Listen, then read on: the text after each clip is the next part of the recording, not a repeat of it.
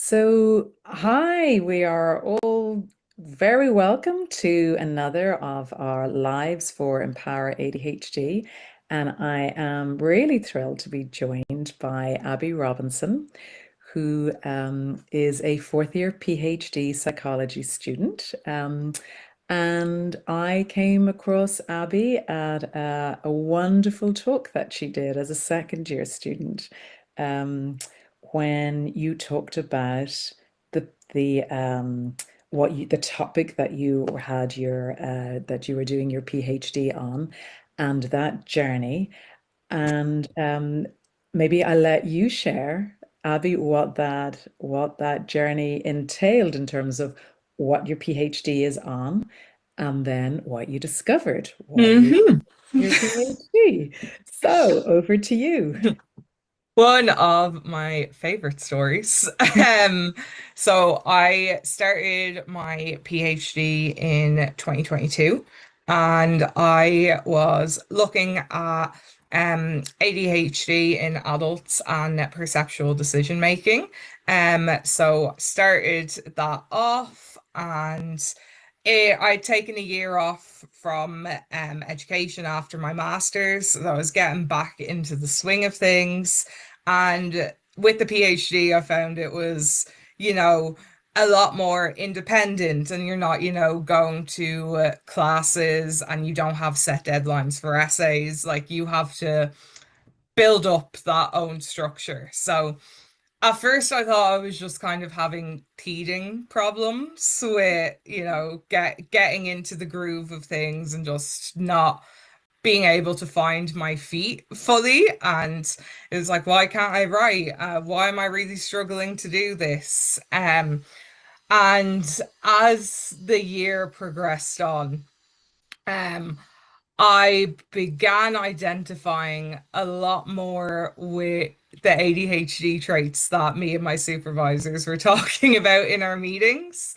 And I was, thinking, is this because, I've just read a lot about ADHD now? And they're just sounding more familiar to me. And I was then like, no, I feel like these are things I actually experience. Um, so then at the very end of my first year, um, I was kind of in a bad place with motivation and, feeling like I hadn't got enough done.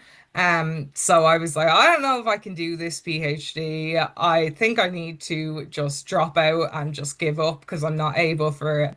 And then it kind of started to dawn on me that it wasn't, just me and I wasn't able for it was a lot of sort of ADHD traits creeping in when I was thrown into this independent sort of set your own schedule, you're your own accountability sort of environment. So I ended up going and getting a diagnosis at the end of my first year. So what an irony that this was your topic. And as you say, you were so familiar with those traits. And that is actually an experience of many people because ADHD, the awareness has increased about it. Now, obviously, you are much more intimately intertwined with it because of your PhD topic. But because people are hearing much more about what ADHD is, that's actually, I think, quite a common experience of going, am I just matching what I'm feeling to these traits? When in fact, if you are starting to identify in that way, there's a very strong chance you need to pursue this, right? Exactly, because so many of, ADHD traits are, something that everyone experiences to a certain degree. But if you're identifying with them so strongly that you're saying, oh my God, this is happening to me every day and this is interfering with my life, then yes, definitely something to consider, which is exactly what I was doing. And sort of just like applying them to me and going, okay, I think this is a little bit more than I just procrastinate from time to time. Oh, and what I loved, so I came across you, as I said, it was actually at a talk. You were speaking at a conference, and it was a women's celebrating Women's Day, and celebrating women with ADHD. And I was so drawn to your story. And yes, for sharing it was wonderful, but, and it was very evident that, yes, all those traits were tripping you up, the executive function challenges, the managing time, the prioritizing, the decision making. What's my topic going to be? What am I going to do? So you were getting tripped up by all of those traits, which many people, in the workplace get tripped up with, in study get tripped up with, or in any new change of environment where they're now exposed and left, to their own devices in some way. So that's a very shared experience. What I loved, though, was the creativity and the flair and the way in which you told the story. And that to me embodied so much of the amazing qualities of ADHD, which are just not celebrated enough. Um, and you bring so much humor to how you tell the story and the presentation that you did, and it was just really lasting. So I really wanted to share this story with a wider audience again. So that was very much. Thank you so much. Yeah, no, it's a wonderful story. I know you have some slides from that presentation that maybe do you want to share? Because then we'll go through Absolutely. your journey with those. So I will just pop this up now. Um,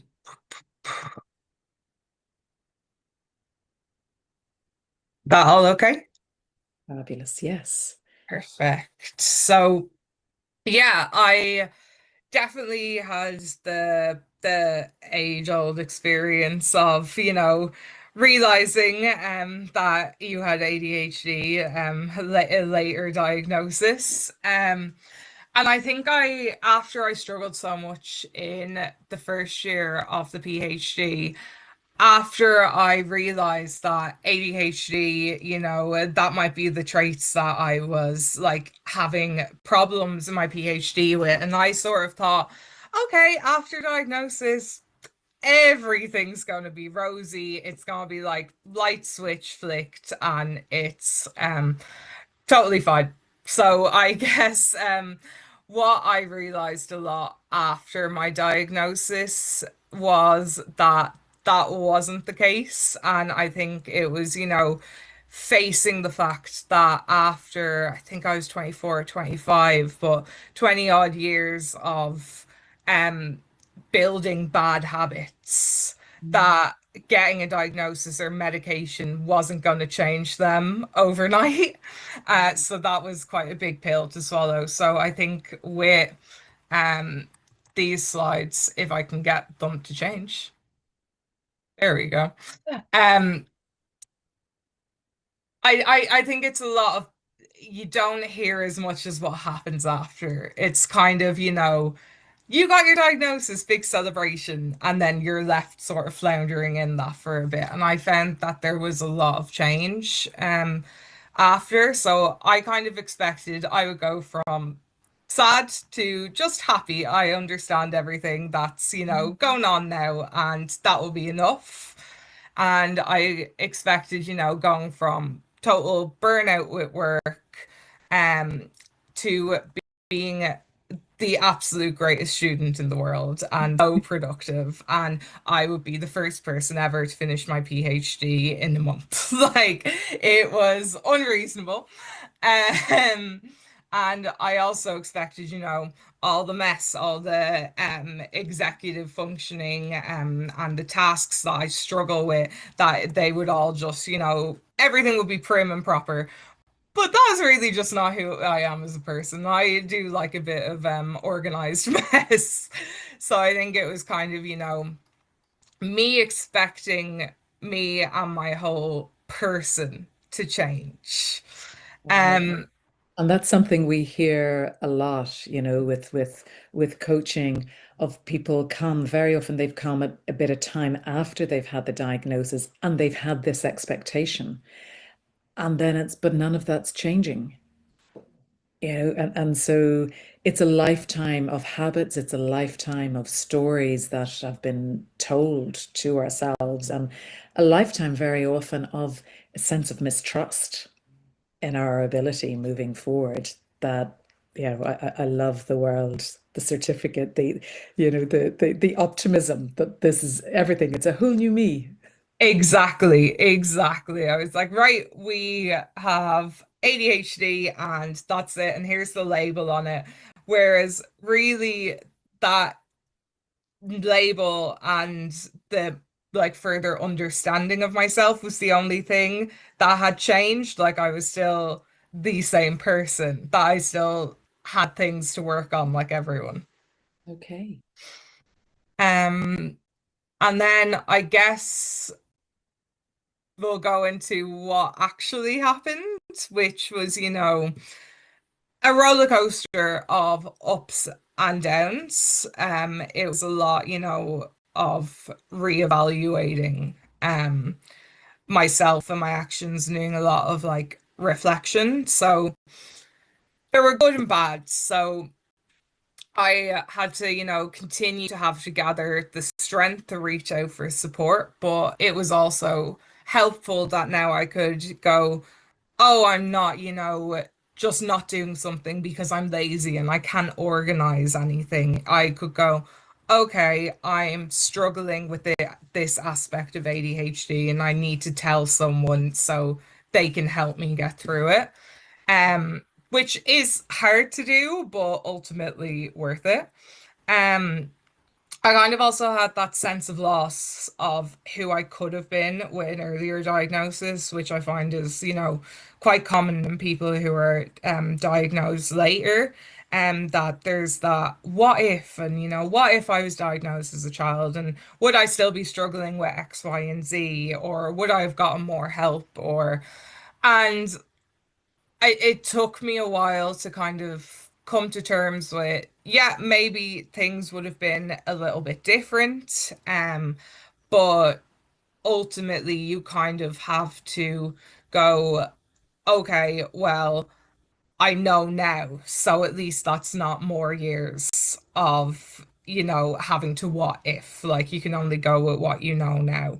And I think I got my diagnosis as well at a time where, my symptoms were really presenting quite strongly than they had been before. Um, and that was what kind of made me realize, especially, with girls where it's much more internal. And I find it's hard to, identify those things within yourself because that's your own baseline.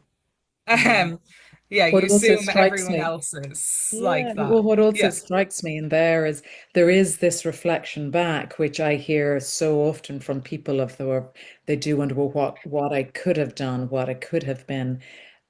And yet we very often don't look to, well, look what you have done. exactly, Look where you are. exactly, Where you are is possibly where you would have been. Who knows? Where you exactly. are is a great place. It is just sometimes in our own heads that journey there has brought a lot of internal conflict, and judgment on ourselves. So it's shedding that part. Exactly. It's that, negative like connotation that you have with being like, oh, but I don't feel like I'm able to do this, or I why am I struggling with this when no one else does? Where you're seeing those internal emotions rather than the bigger sort of picture of, oh my God, look at all I've done. Yes, absolutely. Yeah, and really important to reflect on. Um, Yeah, I think we've already then touched on that one, the negative ways I've coped with my symptoms while living undiagnosed. So again, those 20 years of building up terrible habits. I think especially this rang through in terms of, college and school and the PhD because, I did like quite well in school and in my undergrad and my master's, and that wasn't with me, studying all day, every day, and having this great routine. It was me getting that dopamine boost like the day before the assignment's due and being able to throw that all together. And then obviously I get to the PhD, and it's now not, a monthly deadline, it's a 4 year hard deadline. So when you're in your first year and your deadline's 4 years away, it's quite hard to get that dopamine kick. So it was definitely difficult identifying that. Yeah, yeah, and that's also a shared experience for people, in workplace as well, particularly when they're in work period of time and those boring tasks that just have to be done, and the expenses and the whatever it is. It's just that's time just is stretched out there and can be very hard to get. Exactly. Any task like that, be it like work, school, wherever you are, it's, if it's that boring task, I end up convincing myself, I don't want to do this today. I can definitely get this done in 5 minutes, so I'll do it at the start of tomorrow. And it's like, no, I need to reconsider that. Why don't I just take 5 minutes now and sit down and do it?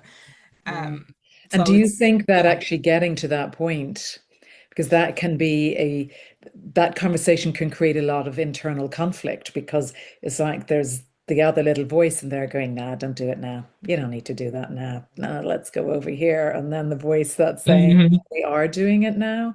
And I suppose in coaching, I speak with clients about how we become attached to that voice in our brain as though it is in command, that's the command center. When in fact, our brain is a machine. It's churning and it thinks, let's do the easy route. Let's go the easy route because it wants to conserve energy. That's what it does. And it's allowing your voice, and I hear that very loudly with you, is that intention, making conscious choices, that allowing that voice get stronger over time to be able to say, no, we are doing it now.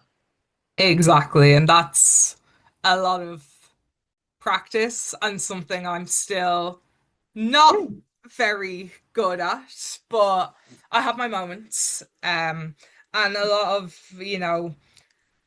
saying to someone else that you're going to do something, or saying something out loud that you're going to do it to make it more real, I guess. I saw a brilliant tweet some time ago that always stuck with me. It was um free will is the enemy of ADHD, and that really resonated with me because you read all like the things where it's like, okay, I'll say to myself, if I do this now, and then I'll do the nice thing. And my brain goes, but why don't you just do the nice thing now?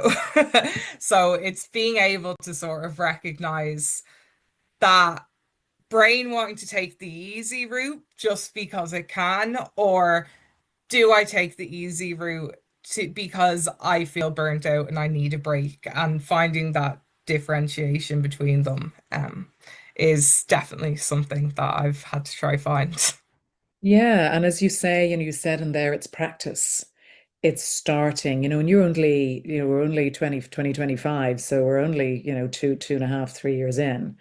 It's a journey and it does take time, but it's building that awareness and then the acceptance that that's what you need to do, and then starting to put in the supports for yourself to start to do it.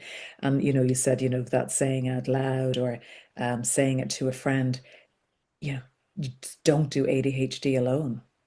Exactly. It's independent Exactly. is vital, and so going externalizing things, even though we're fiercely independent beings, Yeah. you know, Even, yeah, like I find even if I write things down, it's feels more cemented, whereas I, could be sitting there and thinking about my day and I'll be like, I need to do X, Y, and Z. And then 10 minutes later, my brain completely forgets and I wake up the next morning like, so it's definitely getting like it out. finding that accountability and remembering. Yeah, yeah. And so Do you want to move on to your next slide? Yeah, like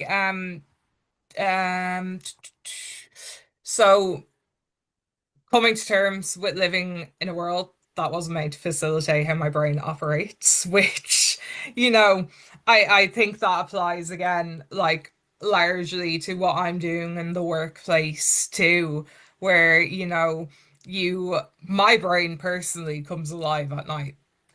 Um, so if I'm, doing a 9 to 5, those up until 12, my brain is still in the but I'm tired mode, and it's not, fully awake and ready to work. And I feel I'm quite lucky in that I'm able to set my own schedule to an extent of Mm, working within those bounds. But a lot of the time, you're not being able to do that. It's, you have to be in at 9, you have to leave at 5, and that's quite difficult. And the setup of, like workplaces and college where it's like, okay, but if you're sat in a 2 hour meeting, I need to get up and move, or else I'm not, taking in anything after 40 minutes. yeah, yeah. And it's finding the strategies that will work for you to do that. Environment is absolutely crucial. So I guess we can't always control the environment that we're going to be in or expected to be able to cope with in the same way that perhaps other people may, and that's okay.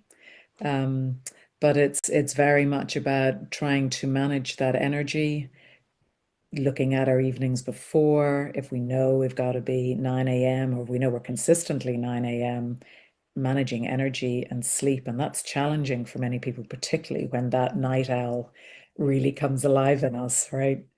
Exactly, exactly. And, um, that managing, if you have to be somewhere and it's 9 a.m., being able to have that support from someone where they can help you along with that. Or sometimes when I need to get up early and I'm really in that period of like struggling with things, my best friend, who is a real early bird, he will give me a call, and I'll have that accountability that I have to answer, and I have to tell him that I'm out of bed and getting up and doing those things. So we'll do that for a set amount of time until I establish that routine.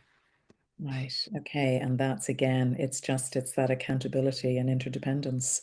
I mean, that's what's coming through loud and clear here, right? That's, you can't do this solo. Exactly. Yeah. Exactly. And it takes a lot to, be able to say to someone, I really need your help with this. And it's, I guess, important to keep at the forefront of your mind to do that, to maintain the good habits you've picked up rather than letting yourself get into that burnout before you reach out for help, and letting things, get to a bad point, which I do find myself doing as well, because it is difficult, but I'm slowly learning to be able to have those maintenance reach outs as well. Yeah. Yeah. Really, really important. And that's growing that self-awareness is so important because so often we're in our heads. It's like ADHD, like we live from here up, and it's all the time doing, doing, doing, or thinking, or, within our heads, and that disconnect, even realizing that actually we're feeling tired, we're hungry, we're thirsty, we're not breathing, we're kind of getting frazzled. It's starting to build that awareness about ourselves is crucial because that's the foundation and the stepping stone into being able to function in the way that we want to and show up. And I can see here, in terms of the, of what actually happened for you, and that's really the coming to terms. And there's huge financial pressures then because the supports that you want to reach out for, unfortunately, cost. And then, you mentioned there, those feelings of doubt and was I faking it? And that's that accepting this is who I am. Exactly. Yeah, it's I think with, how much I was, in the research of ADHD, and then also how topical ADHD is, Mm. that, I would always find myself being um like, oh, maybe I just know too much about it, and maybe I've just applied them to myself and they're not true. And I have a point every single time where I'm in that realm of thinking where I do something that is actually just, when you look at it, really, really funny, that I there's nothing it could be attributed to other than ADHD. It's funny, but it's also it can be very much in our thought processes as well, right? Of how we'll start at one place and then have moved around and gone all sorts of squiggly ways to get to a final point and keeping people coming on board with us, whereas our brain is just working so actively all the time that Mhm. just go to these great places quickly. And yeah, other people can find that hard to keep up with. Um, and therein lies, the creativity.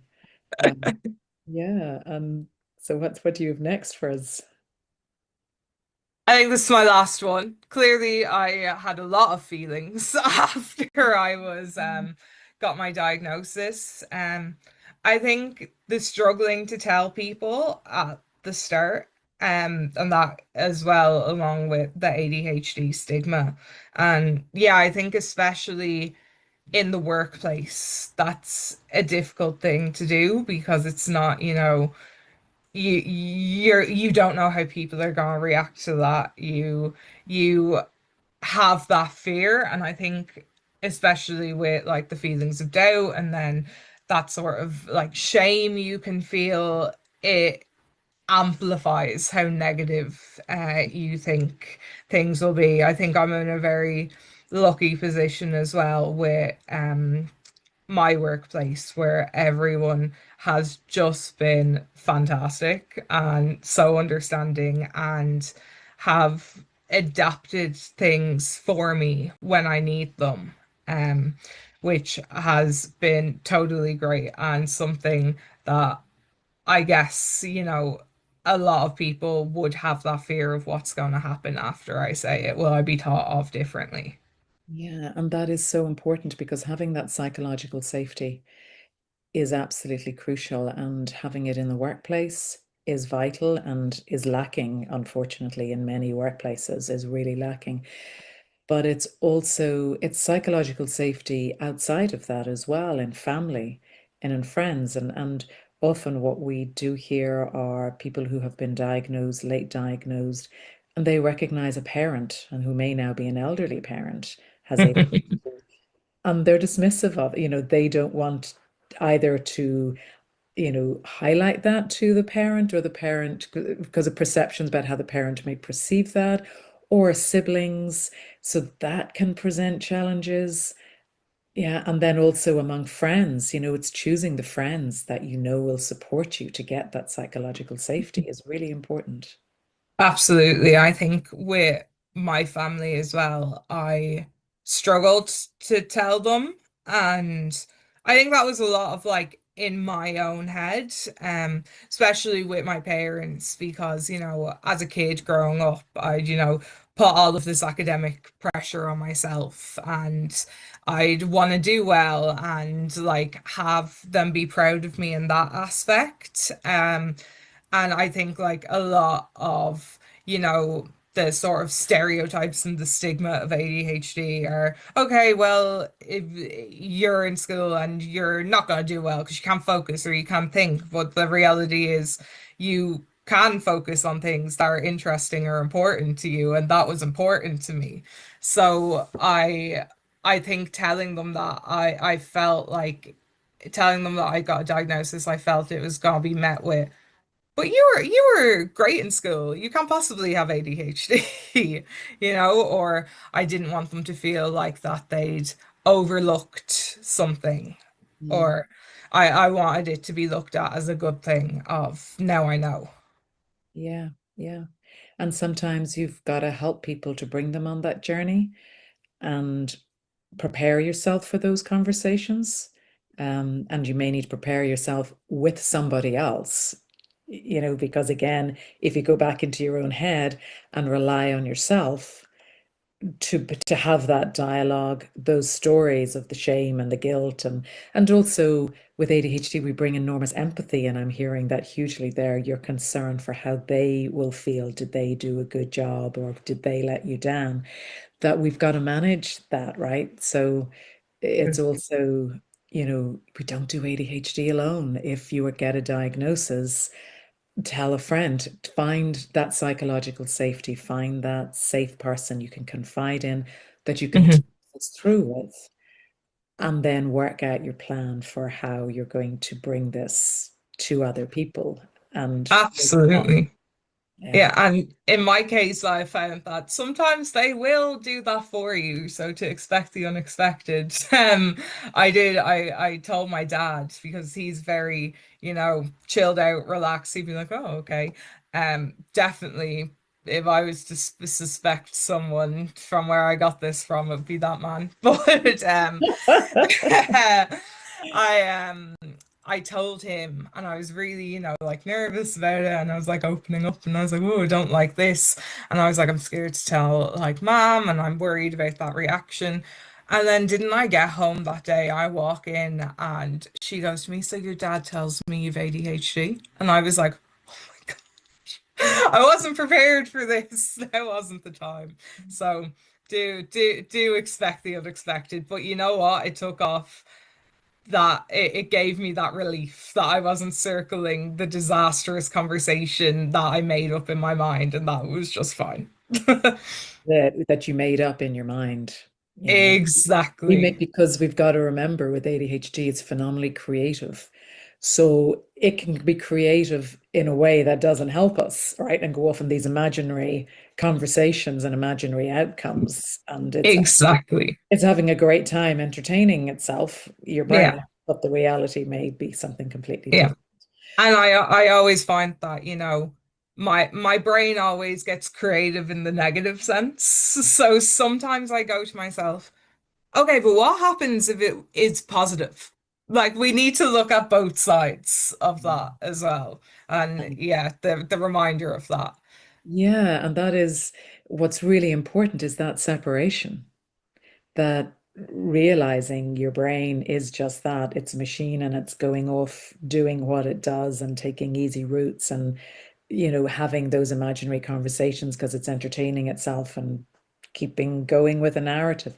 But that gut, that voice that you're hearing, that's has to over time become stronger, over time with practice, and be able to have those rational conversations with yourself. Exactly, exactly. Yeah. Like I Okay. always have to remind myself Do you that, want yeah, to, are you finished? Do you want to stop sharing there? And maybe yeah, with, perfect. I suppose what would be wonderful is just to get the last few takeouts from you, having now gone through this journey with your diagnosis. And I think it's wonderful, and thank you so much for sharing this journey, because it's not all, butterflies and rainbows once you find out, and great, now I know, but it is now what? Hmm. And that now what is a journey that requires reflection, awareness about yourself, acceptance, and some compassion. And even the way in which you've told this story, and when I saw you at the conference speaking, you could just tell you'd a lot of compassion and kindness for yourself, and that's needed first. It's needed first. And then to be able to navigate and find that safety of who you're going to talk to and who you will confide in, and environments. And as you said, we're not, it's situationally variable, right? Sometimes those traits are bigger than others, and it's recognizing that. So from this journey, are there any other, I guess, pearls of wisdom things that you feel have worked for you? Um, I think it would be any of the additional supports I utilized, which was, it is are brilliant and they even help with routine. Um, if you have, something on that you have to go to, that really helped me if that's a possibility for some people, which it isn't always. But there's lots of great um things that I've done that, the little tips and tricks that you can do and all, the different um like routines and calendars and tasks and to-do lists and stuff that you can do. And I think my, headspace is always like, okay, I'll find the right one and that'll be it, and then my life will be changed. Um, but I have, come to terms with the acceptance that doing these things is also that little dopamine hit. So if I find something that works for me for a week and then I fall off with it, I'm allowed to pick something new, and that might work for me then as well. So I think the understanding that, things are going to change and not having that idealized, okay, I'll do this one thing and I'm going to be brilliant. Like you're having those highs and those lows throughout, but sort of maintaining that compassion for you that when you feel like good, you can do things to start having like a good routine or start doing things that will help you feel better or help you maintain things when you hit a low. Um, to then when you hit that low, allow yourself that sort of compassion and reach out to actually talk to people and let them know how you're doing rather than, which I found myself doing a lot, putting on that brave face and being like, everything's fine and we're all grand. And to stop me even putting on that face, I, banned everyone in my life from asking me about like the PhD and how work was going. But obviously, then in the end, if things aren't going well or you feel bad, that's spilling over. So keeping that open line of communication. So communicating, bringing people in, being honest with people, not putting on the front of everything is fantastic. If it's not, if you're feeling tired, I'm feeling tired. I'm feeling a bit wrecked at the moment. And also, what I was hearing you saying, of which there's a lot of self-judgment placed on this idealized perception that we are supposed to be able to stick to one system, have one system and stick to that system, and that's going to keep me going. And you're going to have this line that it's always going to be like this. The reality of ADHD, because part and parcel of how we're wired, is our energy goes up and down. It's, as we were saying, it's a squiggly line. It's Yeah. not a straight line. What we want to see in terms of progress of being able to become more adaptive and resilient is, yes, we want to see a graph that's doing this, Mhm. upholding our mornings, our routines, our executive functions doing this, but accepting the line can do this in between. But on average, we're achieving this. And not having judgment of ourselves, but having the strategies to pick yourself up when you've gone down here. Who do I call that actually reminds me and gives me the boost? Or what is it I need to do to get Mhm. myself back up? And so strategies. Exactly. Like routines and tasks get boring. If you get bored of it and you're not doing it, do a new one. Like keep Or a keep different that, way. make it fun. Make it like, don't make it that, oh, I have to do this. Make Mm. it cool. Oh, I love it. Well, this has been cool. So thank you so, so much, Abby. I'm sure your story is just wonderful. The irony within it, I find hilarious. Um, but I think it's really helpful for people to get the reality of what that diagnosis and the now what afterwards. I think that's superb. And it doesn't have to be all perfect. This is journey over time, and we learn for what works for ourselves with support, with giving ourselves accountability, psychological safety, and permission to do it our way, and permission to say no when something's not working as well, right? Exactly. Yeah, and so thank you so, so much. And then we'll be doing more of these, and I'll be doing another one on burnout, which is, I know, also a topic that you know well. I think everybody Mhm. knows well about. So that will be really interesting. So thank you so, so much. That was great. Thanks so much, Yvonne. I'm excited to binge them all while I'm procrastinating. Fantastic. Thank you. Okay.